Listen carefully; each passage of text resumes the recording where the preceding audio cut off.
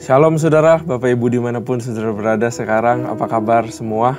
Semoga semua masih tetap sehat ya. Kita kembali lagi ke dalam program Bible Study CK7, satu program yang sangat memberkati kita semua. Tujuannya adalah supaya kita bisa belajar firman Tuhan, kita mengerti firman Tuhan, dan supaya saudara sendiri di rumah masing-masing bisa mendalami firman Tuhan secara pribadi lepas pribadi ya. Hari ini kita akan belajar sesuatu yang luar biasa. Saya percaya Tuhan pasti punya sesuatu yang indah buat kita. Tapi sebelum itu mari kita menyatukan diri dulu dengan Allah Bapa, Roh Kudus, dan juga Yesus. Mari kita menyembah Dia, mari kita puji Dia. Dia Allah yang baik, Dia Allah yang memimpin kehidupan kita. Dia adalah Allah yang setia. Oh, let's worship, oh, let's praise Him.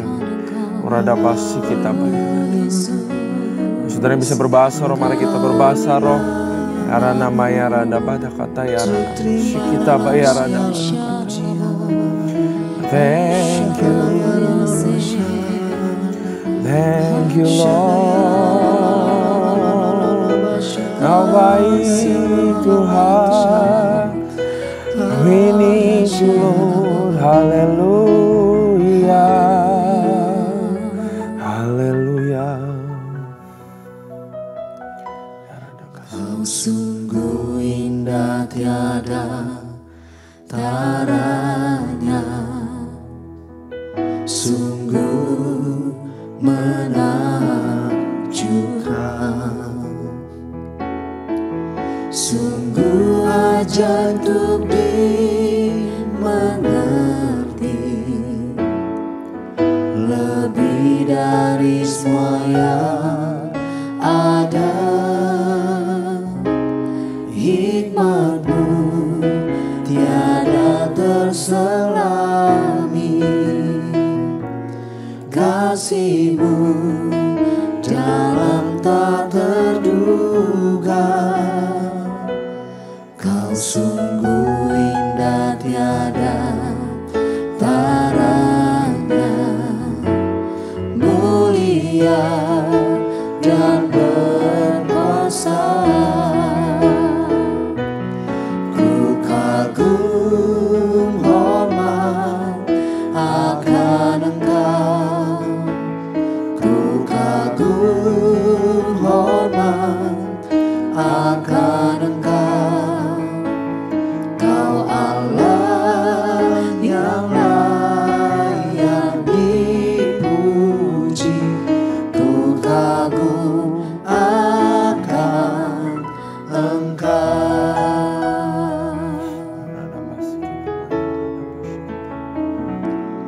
Kau sungguh indah tiada taranya, sungguh menakjubkan, sungguh ajaib untuk dimengerti,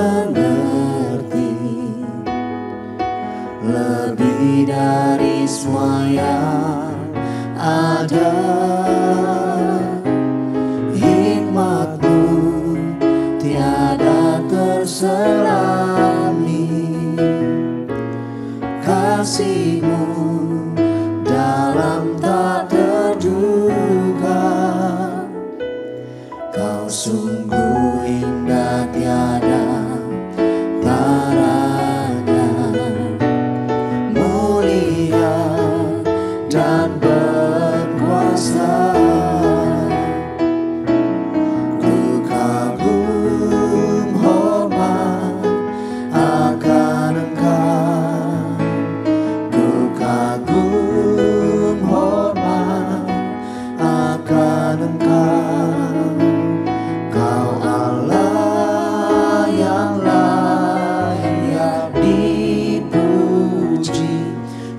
Kagum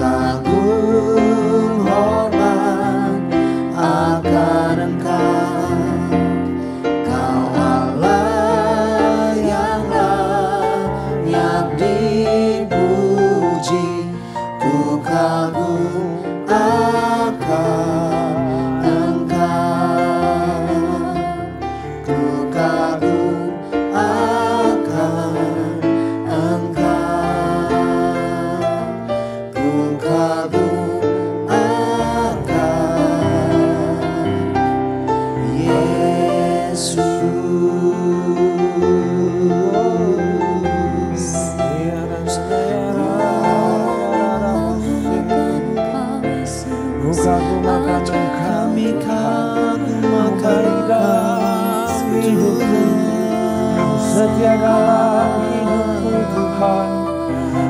Kau yang bawa aku Tuhan ke tempat yang tinggi Bapa, yang mengasihiku Tuhan. Kau yang memilih Bapa. Thank you Lord, thank you Lord. Sebab Kau layak terima pujian. Praise for you. Sebab Kau layak Everything comes from you. terima pujian. Semua kemuliaan Kau. Sebab Kau layak kuagungkan Yesus, Raja di atas segala raja.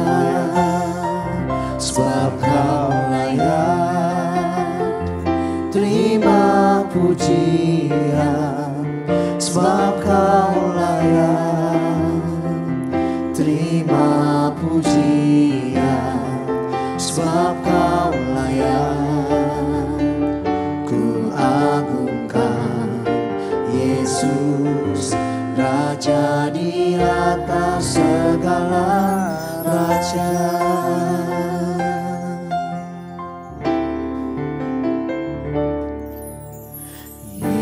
Yesus, ku cinta Kau, ku tinggikan, ku agungkan.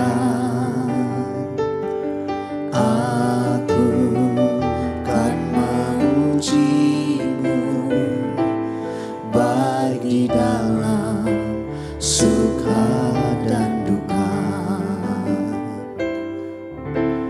Yesus, ku cinta Kau, ku tinggikan, ku agungkan.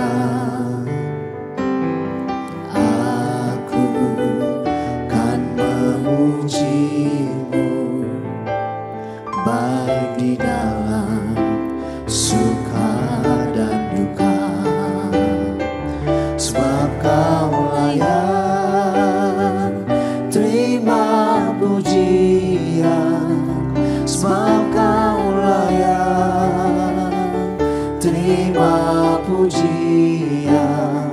Sebab Kau layak kuagungkan Yesus, Raja di atas segala raja. Sebab Kau layak terima pujian. Sebab Kau layak terima pujian. Sebab Kau layak kuagungkan Yesus, Raja di atas segala raja.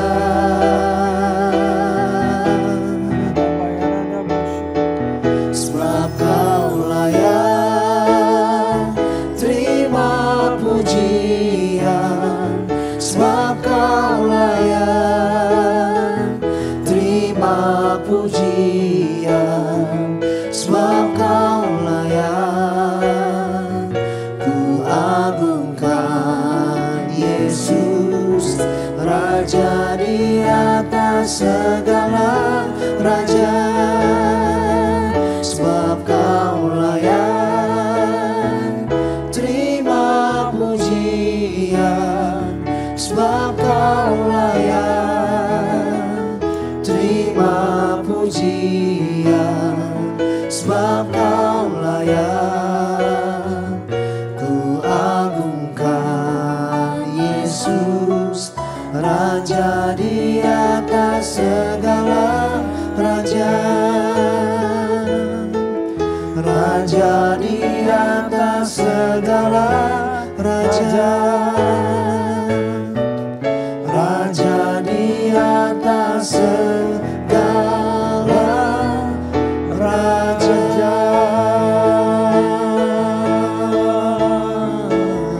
Kau layak disembah.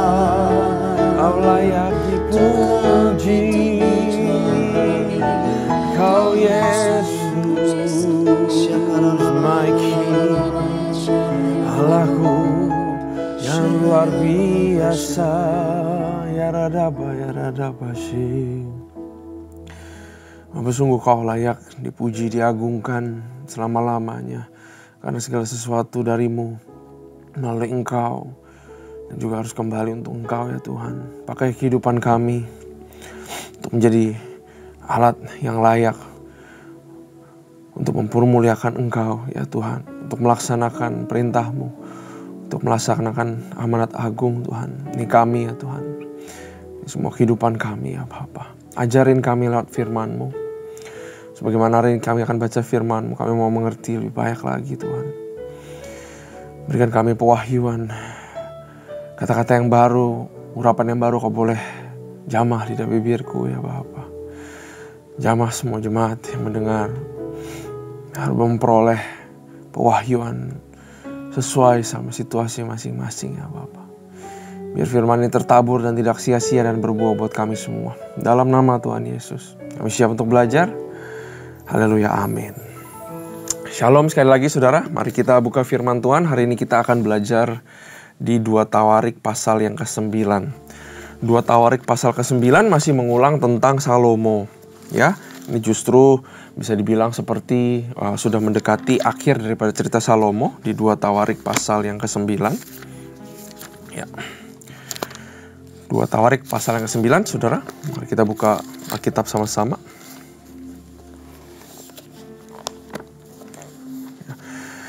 Perikopnya adalah kunjungan Ratu Negeri Sheba. Ya, artinya bahwa ada yang mau melihat kehebatan Salomo, saudara. Nah, ini penasaran saya karena begitu saya baca pasalnya ke perikopnya, apa yang mau dilihat dari Ratu Negeri Sheba?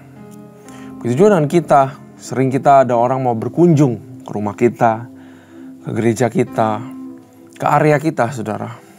Nah, biasa kalau orang-orang berkunjung, biasa kita lakukan apa? Kita beres-beres, betul? Kita melakukan pencitraan, saudara. Tapi dari perikop ini aja, barusan Tuhan spontan bilang bahwa yang penting bukan yang dilihat manusia, yang penting yang dilihat Tuhan. Amin, saudara.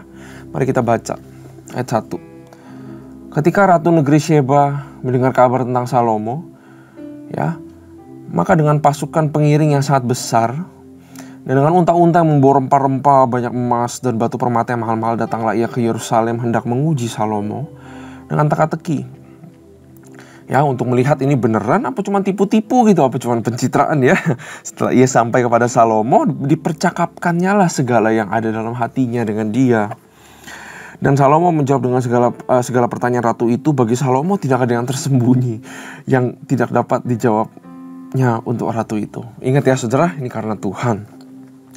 Ketika Ratu Negeri Sheba melihat hikmat Salomo dan rumah yang telah didirikannya, makanannya di meja, cara duduk pegawai-pegawainya, cara pelayan-pelayannya melayani dan berpakaian, juru-juru minumannya dan pakaian mereka, dan korban bakaran yang biasa dipersembahkan di rumah Tuhan, maka tercenganglah ratu itu. Dan ia berkata kepada raja, benar juga kabar yang kudengar di negeriku tentang engkau dan tentang hikmatmu. Tetapi aku tidak percaya perkataan-perkataan mereka sampai aku datang dan melihatnya dengan mataku sendiri. Sungguh setengah dari hikmatmu yang besar itu belum diberitahukan kepadaku. Engkau melebihi kabar yang kudengar. Berbahagialah orang-orangmu, ya, malah diberkati saudara lewat kata-kata. Berbahagialah orang-orangmu dan berbahagialah para pegawaimu ini yang selalu melayani engkau dan menyaksikan hikmatmu. Dia bilang apa saudara? Terpujilah Tuhan Allahmu yang telah berkenan kepadamu sedemikian hingga ia mendudukkan engkau di atas tahtanya sebagai raja untuk Tuhan Allahmu. Karena Allahmu mengasihi orang Israel, maka ia menetapkan mereka untuk selama-lamanya dan menjadikan engkau raja atas mereka untuk melakukan keadilan dan kebenaran. Lalu diberikan kepada raja 120 talenta emas dan sangat banyak rempah-rempah dan batu permata yang mahal-mahal. Tidak pernah lagi ada rempah-rempah seperti yang diberikan Ratu Negeri Sheba kepada Raja Salomo itu. Lagi pula hamba Huram dan hamba-hamba Salomo yang membawa emas dari Ofir, membawa juga kayu cendana dan batu permata yang mahal-mahal. Raja mengerjakan kayu cendana itu menjadi tangga-tangga untuk rumah Tuhan dan istana raja, dan juga menjadi kecapi dan gambus untuk para penyanyi. Hal seperti itu tidak pernah kelihatan sebelumnya di tanah Yehuda. Raja Salomo memberikan kepada ratu negeri Sheba segala yang dikehendakinya, yang dimintanya, melebihi yang dibawa ratu itu untuk raja. Lalu ratu itu berangkat pulang ke negerinya bersama-sama dengan pegawai. Stop dulu sampai sini saudara. Kita lihat bahwa saya pelajari bahwa number one, apa yang dikasih sebagai upeti, Salomo pakai lagi, dia puter lagi untuk kepentingan bait Allah.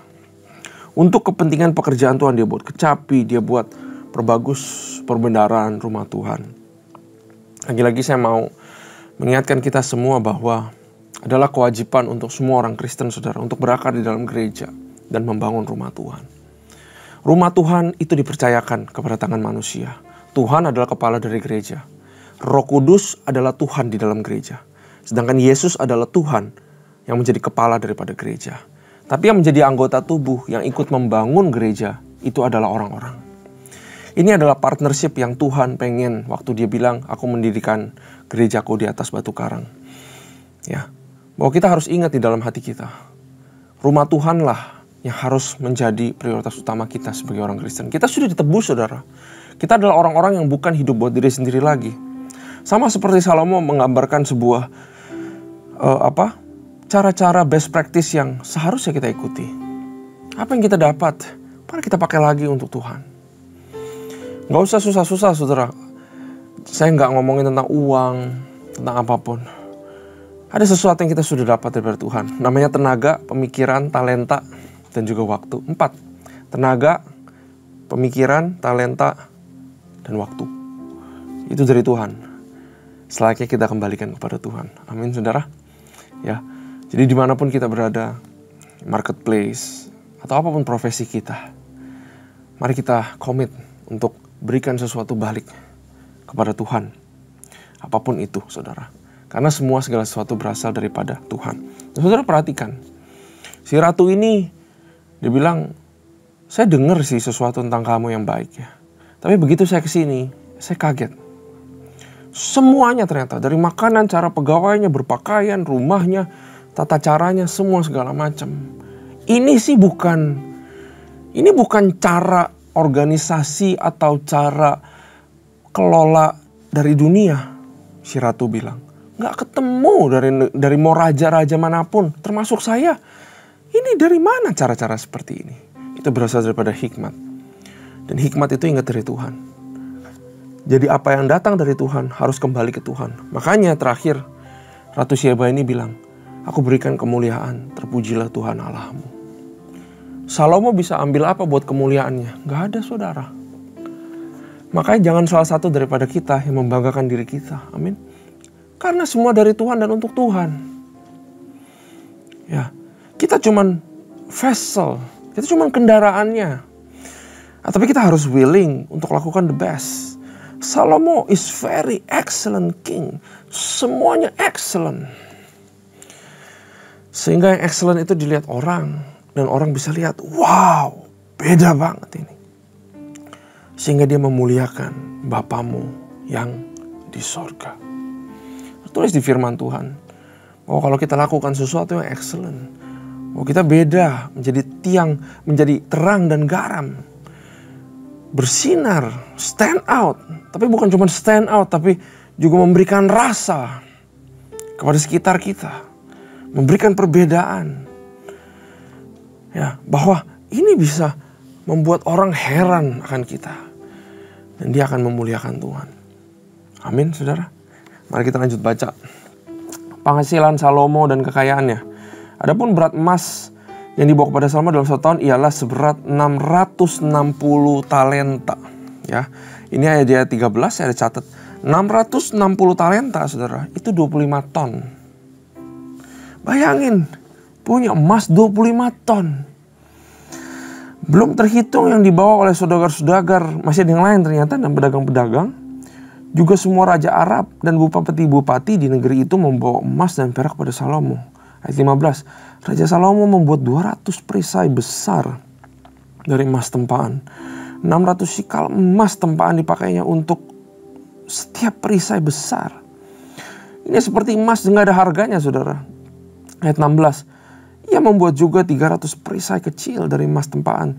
300 sikal emas dipakainya untuk setiap perisai kecil. Lalu raja menaruh semuanya itu dalam gedung hutan Libanon. Saudara, barusan saja saya spontan Tuhan bicara sama saya. Kenapa saya jadikan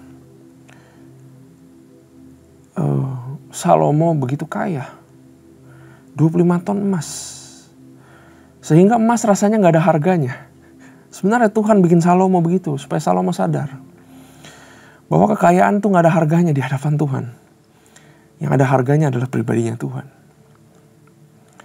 Kalau orang yang dikasih banyak, dia mungkin akan lari kejar harta, bukan main.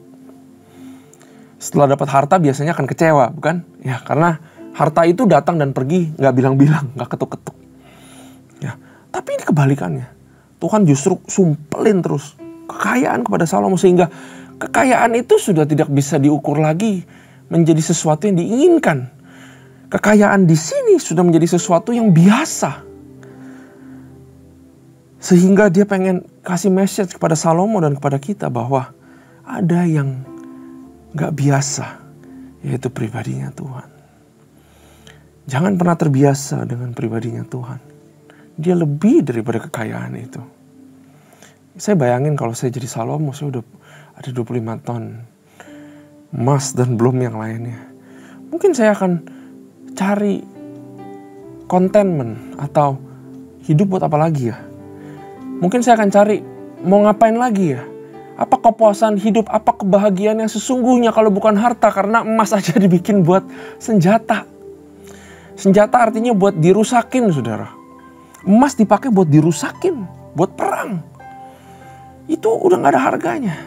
Kalau saya jadi Salomo, saya akan bertanya, apa arti kehidupan yang sesungguhnya? Apa arti kebahagiaan? Karena harta gak lagi bisa memenuhi diriku. Jawabannya cuma satu, Tuhan. Tuhan mau direksi, mau arahin Salomo ke sana. Dan Tuhan mau arahin kita ke sana. Tuhan gak pengen kasih yang banyak kepada kita. Karena harta yang terlalu banyak akan merusak kita. Karena itu jangan ikuti apa yang dilakukan Salomo. Terakhir kita tahu dia beribadah, dia membangun penyembahan dari dewa-dewa lain. Dia takluk kepada istri-istrinya, saudara. Dia gak takluk kepada Tuhan. Ya, ayat 17. Juga raja membuat tahta besar dari gading yang disalutnya dengan emas murni. Tahta itu 6 tingkatnya dan tumpuan kakinya dari emas yang dipautkan pada tahta itu. Dan pada kedua sisi tempat duduk ada kelek-kelek. Di samping kelek-kelek itu berdiri 2 singa, sedang 12 singa berdiri di atas ke-6 tingkat itu sebelah menyebelah. Belum pernah diperbuat yang demikian bagi suatu kerajaan.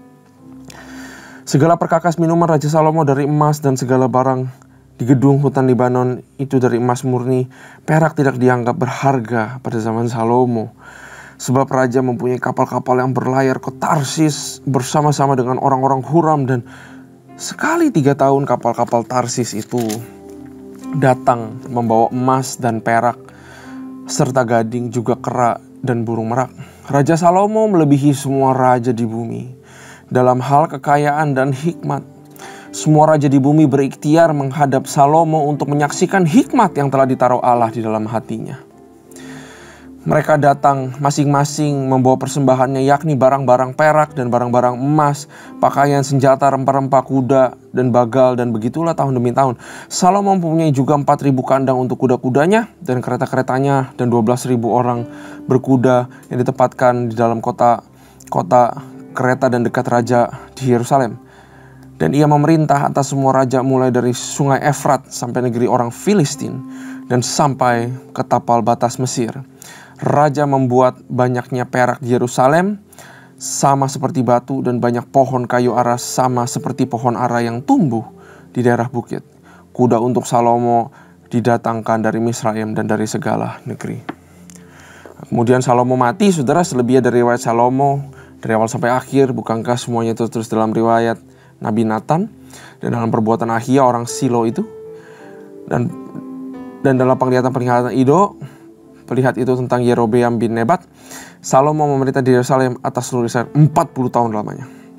Kemudian Salomo mendapat perhentian bersama-sama dengan nenek moyangnya dan ia dikuburkan di kota Daud, ayahnya. Maka Rehabeam anaknya menjadi raja menggantikan dia. Kita harus ingat saudara, apa yang dialami Salomo itu semua satu orang namanya Daud yang disebut dengan orang yang berkenan, yang mencari-cari hatinya Tuhan. Baru dia seperti ini. Saya lihat betapa Tuhan baiknya sama Salomo. Karena diberikan begitu banyak berkat, sehingga tertulis bahwa semua raja mau ketemu Salomo. Ya, mau menyanjung tinggi Salomo. Tuhan mengangkat Salomo. Betapa baiknya Tuhan. Bahwa Tuhan kita itu bukan Tuhan egois. Tetap, walaupun Tuhan yang tertinggi, tapi ada di agendanya Tuhan. Dia pengen kita juga ditinggikan. Dengan cara yang benar tentu, saudara. Ya, kita tahu akhir Salomo gak baik, saudara. Karena itu apa yang kita bisa belajar lagi, saudara. Kekayaan dan hikmat itu bukanlah tujuan akhir. Saya belajar dari cerita Salomo ini. Kekayaan dan hikmat bukanlah tujuan akhir daripada hidup. Tujuan akhir daripada hidup itu adalah ketuhanan itu sendiri. Artinya apa? Tujuan hidup kita haruslah pengenalan yang berakhir kepada pengalaman dengan Tuhan. Kita harus mengenal dan mengalami. Itu yang dicari Tuhan. Kekayaan dan hikmat adalah bonusnya. Tapi tujuannya harus berakhir kepada pengenalan dan mengalami. Salomo mengenal Tuhan sebagai Tuhannya. Karena itu dia takut akan Tuhan. Makanya dibilang hikmat adalah awal permulaan daripada takut akan Tuhan. Dia takut akan Tuhan. Dia mengenal Allahnya. Daud, papanya itu Tuhannya dia juga. Hanya sebatas Tuhan, saudara. Kalau Daud sama Tuhan tuh, wah, beda. Tapi Salomo mengenal sebagai Tuhan, it's okay. Dia takut akan Tuhan. Makanya dia dapat hikmat. Harusnya pengenalan ini berlanjut terus. Berlanjut terus. Berlanjut terus. Sampai pengenalan yang lebih dalam. Sampai mengalami. Tapi kita tahu bahwa di akhir ceritanya, dia tidak mengalami Tuhan. Ya, dia malah mencong kiri kanan kepada jalan yang lain. Dan betapa baiknya Tuhan, dia gak cabut kekayaan dan hikmatnya. Tapi kita lihat juga bahwa kekayaannya tidak selamanya. Ya. Buat apa kita dapat kekayaan tapi kita gak bisa menikmatinya sampai keturunan-keturunan. Kita akan tahu, bahwa kita sudah tahu dan kita nanti akan lihat lagi bahwa itu yang sudah dibangun Salomo, semua itu dipretelin, nanti dirampas semua. Ini Kingdom of Israel, kerajaan Israel at the top. Tapi habis dari sini turun, melandai sampai pembuangan nanti, saudara. Kekayaan bukanlah segalanya. Gak ada jaminannya, saudara, antara kebahagiaan dan kekayaan. Gak ada jaminan saudara akan bahagia apabila saudara menjadi kaya. Gak ada kepastiannya. Gak ada hubungan yang pasti akan itu. Sama seperti sebuah pesta pernikahan. Gak ada kepastian, gak ada hubungan yang jelas antara pesta yang besar dengan pernikahan yang luar biasa. Pesta yang luar biasa belum tentu menghasilkan pernikahan yang luar biasa. Gak ada hubungannya. Sama dengan kekayaan dan juga kebahagiaan. Kekayaan adalah target yang selalu berubah-berubah. Dia selalu pindah-pindah, saudara. Saat ini saudara bisa bilang kaya, 10 tahun lagi kekayaanmu gak ada artinya. Saudara dibuat lari terus, ngejar sesuatu yang selalu standarnya berubah. Artinya apa? Kalau saudara mengejar itu, saudara pikir saudara dapat, maka saudara akan bahagia. Tapi ternyata yang saudara kejar itu berubah-berubah terus. Jadi bikin saudara lari terus. Apa artinya? Artinya kebahagiaanmu akan selalu kiri kanan. Gak pernah jelas. Gak pernah mengalami fulfillment dalam hati. Karena fulfillment di dalam hati itu hanya di dalam Tuhan. Kita harus hati-hati, saudara. Yang terakhir, di dalam kita mencapai satu tujuan, hati-hati dalam prosesnya. Tuhan tidak berkenan sama kita. Di dalam suatu perjalanan, tujuan dan perjalanannya penting. Bukan cuma tujuan yang penting. Menurut saya perjalanannya juga gak kalah penting. Kalau saudara, bayangkan saudara mau pergi perjalanan jauh naik mobil ke Jogja. Tujuannya penting Jogja, karena saudara ada urusan di sana. Jangan sampai tujuannya salah, bukan? Mau ke Jogja malah pergi ke mana? Tujuannya penting, harus fokus sama tujuan yang di ujung. Tapi perjalanannya juga penting. Bagaimana saudara manage perjalanannya supaya saudara gak kecapean dan kecelakaan. Bagaimana mungkin dalam perjalanannya saudara pengen ada orang kiri kanan yang menemanimu, orang yang dekat sama kamu, bukan? Perjalanannya harus menyenangkan, perjalanannya harus berarti, tujuannya juga harus berarti. Sama seperti perjalanan rohani, fokusnya adalah ke Tuhan, ke sorga. Sorga panjang banget ya kekekalan, dunia cuma sepotong, tapi perjalanannya juga penting. Bagaimana kita diproses senantiasa, jatuh bangun, tetap bangun terus saudara. Jatuh dalam dosa, tetap bangun terus, bertobat. Itu yang menjadikan kita Christ-like. Saudara mau kaya, boleh. Siapa yang larang? Ini Tuhan yang kasih kekayaan. Ya, tapi kalau soal kekayaan, tujuannya jangan berhenti di kekayaan. Perjalanannya harus benar. Supaya yang tadinya tujuannya kekayaan, berubah tujuannya menjadi pengenalan dan mengalami Tuhan. Jangan sampai karena kita mengejar sesuatu, maka kita menjadi orang yang tidak berkenan di hadapan Tuhan. Amin. Makasih Tuhan buat firman ini. Makasih buat peringatan daripada Engkau. Kami ditegur keras bahwa fokus kami adalah mengalami Engkau, lewat mengenal Engkau Tuhan. Bukan justru tujuan-tujuan yang semu dan tujuan-tujuan yang bukan berasal daripada-Mu, Bapa. Ampuni kami apabila kami bersalah di hadapan-Mu. Sucikan dan kuduskan kami dan arahkan kami kembali kepada jalan yang benar. Terima kasih Tuhan.